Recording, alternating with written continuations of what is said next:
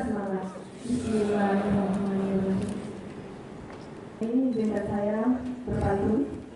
Kejati, Sumatera Selatan menggelar seminar tentang perumusan KUHP baru terkait follow the asset dan follow the money melalui DPA dalam penanganan perkara pidana berlangsung di Hall Fakultas Hukum Universitas Sriwijaya lantai 8. Diikuti sekitar 250 peserta dari berbagai kalangan, mulai dari praktisi hukum, dosen hingga mahasiswa.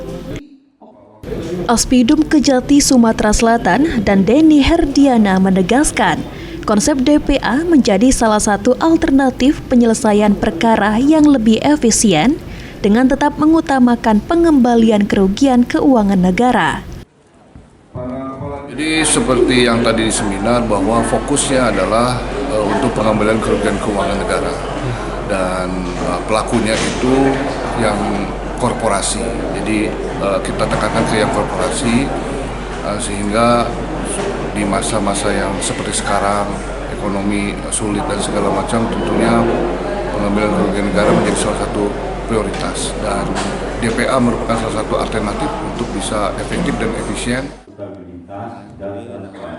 Sementara itu, Wakajati Sumatera Selatan, Sumurung Pesi Mare menjelaskan, seminar ini merupakan tindak lanjut arahan Kejaksaan Agung. Konsep DPA juga akan diajukan dalam rancangan undang-undang KUHP yang baru. Ditambahkan Sumurung, tujuan dari penerapan DPA yakni menyelamatkan keuangan negara, sekaligus menyelamatkan korporasi agar tidak terjerat dampak yang lebih berat. Harapan kita, sebagaimana tujuan dari DPA itu sendiri, penyelamatan keuangan negara, penyelamatan korporasi itu sendiri, tidak membuat malah bangkrutnya korporasi itu. Salah seorang peserta seminar, termasuk mahasiswa Fakultas Hukum Unsri, Adinda Meisha, menilai konsep DPA penting dipahami agar dapat diterapkan dalam praktik hukum di masa mendatang.